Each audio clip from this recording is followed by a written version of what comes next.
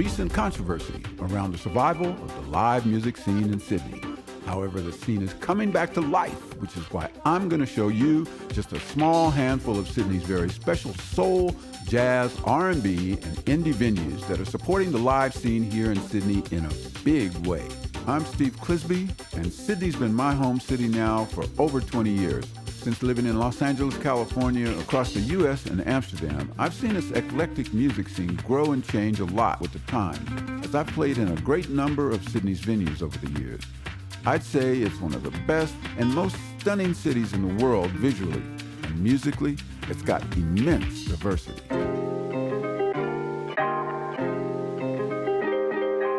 First up, we're going to the streets of Bondi. We're going to meet Andy and the team behind Spring Street Social. I've heard a lot about this venue hosting regular soul, R&B, and jazz live music acts. They also have urban hip-hop rappers, Latino beats, and some cool international DJ friends stop by. Though I'm going to show you what their jazz and dumpling nights are all about. The thing that sticks out in my mind is all you can eat, $35. Yeah. Okay, so where does it start and where does it end? So what do you have? It depends how hungry you are. We never like to say no to anyone. So we have a wide selection of dumplings, and all the dumplings are handmade as well. Yeah. And it's all handmade, all in-house. As you can tell, that probably takes a lot of energy. Yeah. We have everything from vegan dumplings to ask vegetarian about that dumplings. because there's a lot of, you know. Well, we're in Bondi Junction, so everyone's health conscious. Yeah. So we need to cater for everyone. And we had a lot of fish and duck. We're also trying to provide something for everyone in relation to the tapas side of it. Yeah. I mean, we have some amazing pork bao belly. Braised for 4 hours, just like you would with a duck pancake. You put it in a bao bun. Amazing. Stop it. The customers that we're getting through the door now has made us actually expand our menu now. Like, we have the dumplings and jazz, but I've really invested in an amazing chef. His name's Cargo Fong. Yeah, that helps. He does help. Somebody who can cook. Chefs are one and a few to find in Sydney. We have some really nice top shelf whiskies in Spring Street. We also have an amazing cocktail menu, something for everyone on our cocktail menu: sweet, sour, spicy. How many nights a week? 4 nights. We have actually a live jazz fusion night on a Tuesday where all the jazz players come together throughout the week and they all just basically have a nice jam. Upstairs. Right. So that's a full-on jazz night. Right. And then we have Wednesday, we just have a solo jazz player. And then Thursday, Friday, and Saturday, we have the full kit. I mean, so you spend a lot of time in the UK. And obviously you've been around, you DJ'd in around Europe. So what's the vibe for you in comparing being, the Sydney music scene to the rest of the world and all the places that you've been? I'd say it was one word, it was challenging. Be real. Okay. Very, very. I'll be real, I won't hold back. It's challenging, but again, it's about adaptability as well. And like, when I saw what it was like to what it is like right now, it's getting better. Yeah. And the culture is changing. My background, I've had to try and focus on different avenues on how I want to propel the club and go down different avenues, for example, jazz, live music, reggaeton, that sort of thing, to really, really support the business. And sometimes you have to take a step back and actually think, where you want your business to go, and with all the changing, environments around you. Yeah. But I think the culture is strong, and I think it is, united, and I think a lot of people are, making the changes what they need to make. Look, sitting over this fantastic food, which is delicious, by the way. I'm sure my chef will invite you back. Hey, really, man, I'm going to be telling a lot of people about this place. Look, we need more people like you. I'm being totally sincere. We need more people like you that have the all-around idea of what to do in the music business to provide a place for live music to thrive. Honestly, being a musician, I can tell you, man, it takes a lot of energy. And finding people that know, that have the right idea is hard enough. We like to class it as Bondi Junction's hidden gem. As you felt when you walked down the stairs, and it opens up into a really cool, intimate setting. It has that full wow factor. Cheers, man. Cheers, guys. And thanks for coming down. Really appreciate it. Fantastic. In fact, I'm not leaving.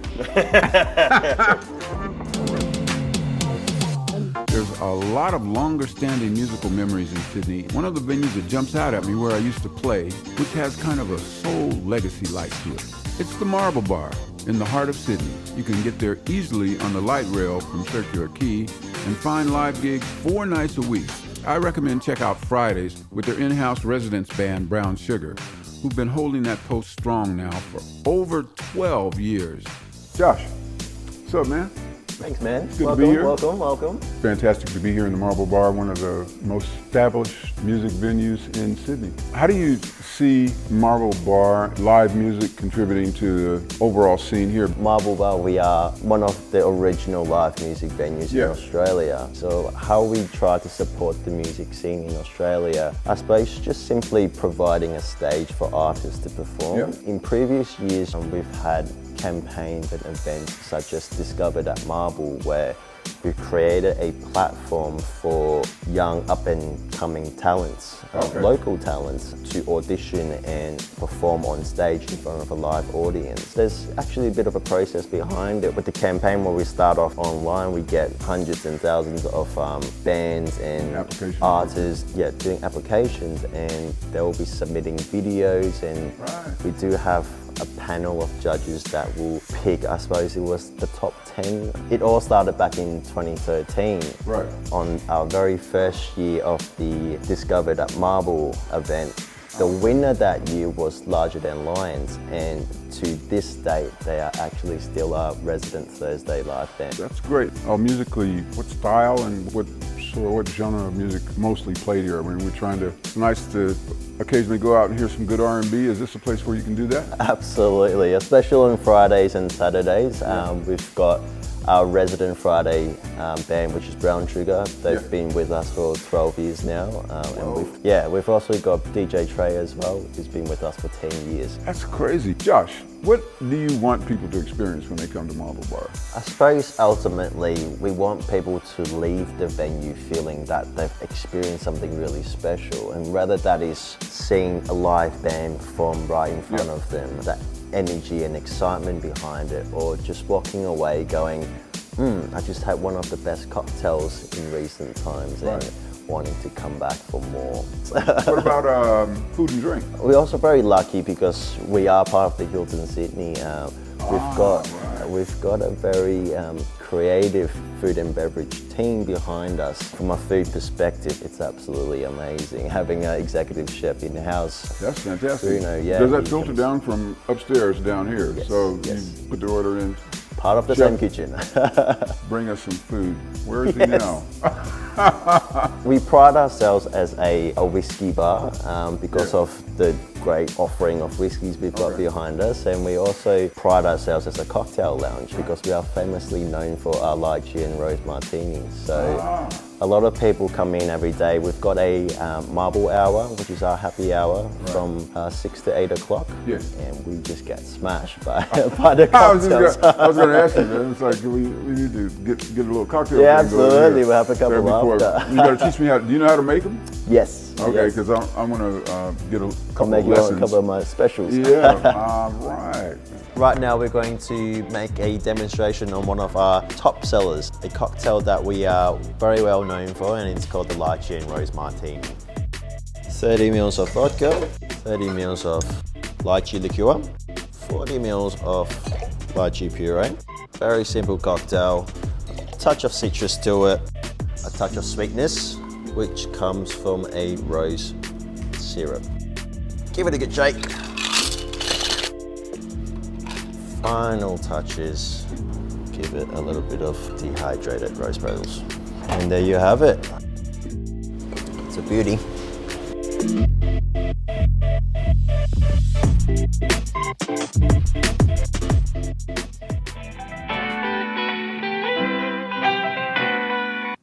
You probably know that Sydney is home to many great cocktail bars and live music venues.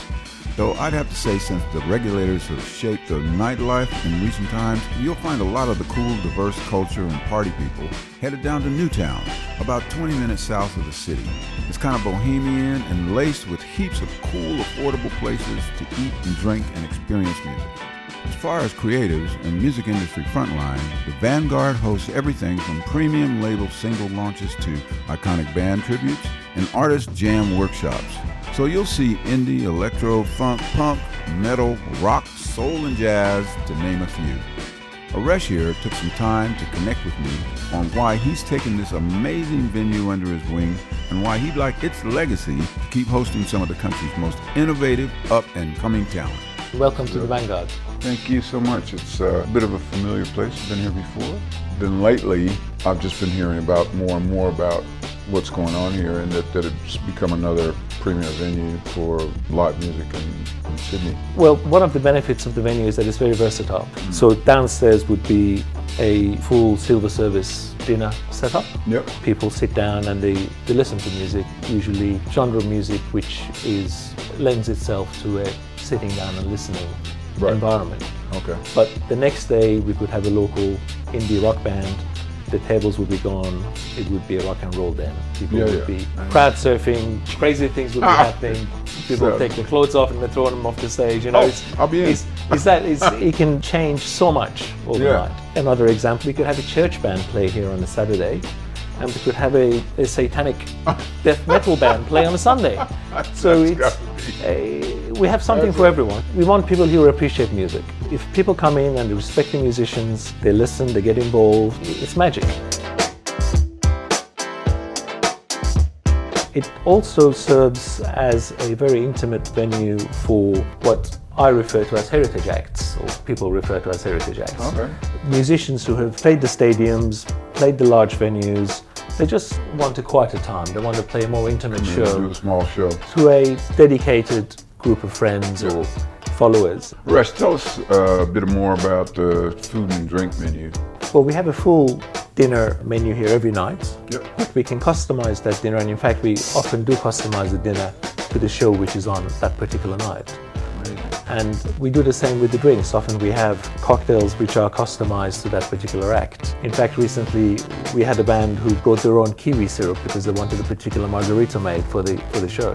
So that's what the patrons would expect when they come here. A very personalized, a very unique experience where they can get very close to the musicians that they follow. It's great, man. Sounds really fantastic. I like the place to be somewhere where in 5-10 years time people will say, oh, do you remember the Vanguard?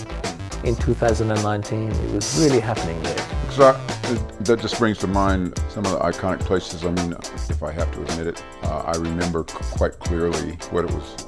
Fillmore West, Fillmore East, Bill Graham back in 1966, San Francisco, New York, Whiskey A Go-Go. These are iconic places. Their name lives on forever, even though the guys that managed to put them together are gone. I mean, and this is what I mean by... That is my dream. Yeah. It's a lofty dream. It may never happen. 50 years from now, 50 people years say, from now, you know, Vanguard was like that. That was the spot. That is what I want. Yeah. That is my ultimate dream. Yeah.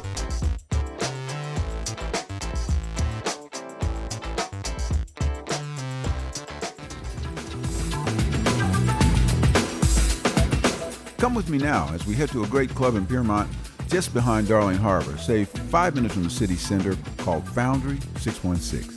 This is without a doubt one of the best jazz clubs in Australia and is home to Sydney's International Women's Jazz Festival every year. Its owner, Peter, has a great connection to jazz and helped the scene, having started the Sydney Improvised Music Association back in the early 80s. And I've played some sold-out shows there, and it's been funky. Here in the exclusive atmosphere of the Foundry 616, it's one of the best jazz venues in the city. How did all this get started? You know that I founded SEMA, and I was with SEMA for a long, long time. And I was president or vice president from that time till 2012. It stands for Sydney Improvised Music Association. Excellent.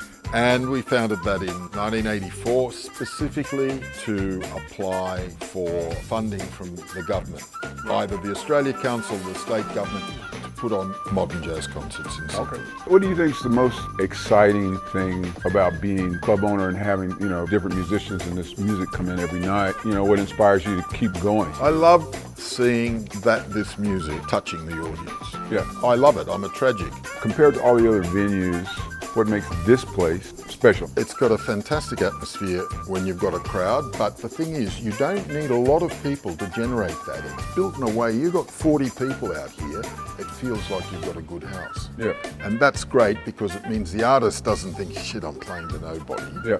even if it is a small crowd. That's the first thing. Second, the sound is good, front of house and on stage. I think that makes it very special. So you can come for a night out and it's a bit of a sophisticated night out, but it's also a night out that it's not where the music is an integral part of it. The food's there to support the music. It's not that it's a sideline. The artist is the king or queen. In terms of international acts, like, what do you do about that? We've got the Sydney International Women's Jazz Festival. Internationals are important because they actually focus people's attention on jazz. Sure. And also, if they're singles, some of these people, but you've got to put a local band around them. That gives that band experience. The initial thing that attracted me to this place, as mentioned before, I grew up with clubs like Shelley's, the Lighthouse. I remember going to Hermosa Beach, checking out the Crusaders, Boulder, and the clubs of that era reminded me of this place. And when I first started playing music, the thing that inspired me to play, that made me actually want to be a musician, was I could visualize myself in a hot jazz club with 80 or 100 people playing with my band, and it was pretty much a picture that I had back in 1966 when I was on the coast of Spain. And playing here was sort of the realization of that. This place looks like a jazz club. It feels like it. It's just got a wonderful, warm atmosphere. So that's why I enjoy playing.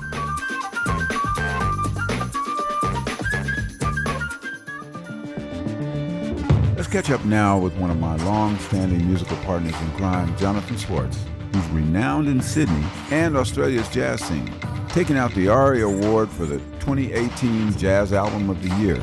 He happens to schedule the live music lineup and performs at an awesome little gym called Bad Mama Bar in Surry Hills when he's not on tour. The vibe is like Tokyo met Japan on the set of Blade Runner with the side order of Shanghai Brothel. What is it that attracts you about playing at this venue? I like the fact that it's really small. You get 30 people in there and it feels like 150. Yeah. It really feels packed. And it's intimate. That's a really good vibe. It's a little bit like a New York bar in that respect. Yeah. I like that the venue treats the musicians with dignity. Very important. Yeah, Very I think important, that is yeah. really important, and the musicians respond in kind because of that. Yeah. I like the sound. I like the fact that people can wander past and come down who didn't even know this place had music and experienced the live music for the first time. And there's plenty of those, and they always love it. So Sydney actually has a lot of music, has always had a lot of music, still has a lot of live music going on, but nobody knows where it is at any given point in time. So there's music here, there's music sometimes venue 505, Foundry 696. It's actually all over the place. And what other kind of music do they have here? It's mostly jazz and it's mostly vocalists. How do you find the people here at Bad Mama when you got to play now? Do you get that sort of respect that you feel that you deserve? Generally, I have to say, most of the time the audiences who come here to listen to music. They seek it out because they want to listen to it and they want to be stimulated by it. That's such a good thing, It's not in Angel Place and it's not the Sydney Opera House, but it's like people are actually still seeking out that experience, and I think that's an enormously positive thing. I think this scene is such that for what we do, we make a living out of doing it. It's not supplemented by anything, so we have to kind of make it happen on the spot. Plus which we're playing the sort of music that is improvised, so it's not a guaranteed result every time. The only thing guaranteed about it is nobody knows what's going to happen. But isn't that's sort of part of the beauty of it? That's the intrigue. That is the beauty of it. And the drawing card. And I think things are on the turn. I think people are actually seeking out experiences where they can hear and see music that is multi-layered in its conceptual approach. I'd have to ask you, what's, out of all these beautiful exotic dishes, which your favorite is? I like the dumplings. Food here is very good. I think what they describe it as Asian tapas. Okay. So it's lots of little dishes. Yeah. There are two owners, Adam and Gemma is from Taiwan, although she lived in Japan for a long time. So she's brought a whole lot of these particular dishes back with her. Tell us a little bit about the art. Okay, so that's Adam Hunt. There's a husband and wife team who own and run this place called Adam Hunt and Gemma Lynn. Yeah. And Gemma he's actually a bit of an artist as well, but Adam is from the advertising industry and is supremely creative. That piece is amazing. Yeah, he's done all the fit out here, all of this stuff. I think it was his idea, I'm not sure if it was his or Gemma's, the idea of having those white lotus blossoms on the ceiling and the next floor up and then casting ultraviolet light on it.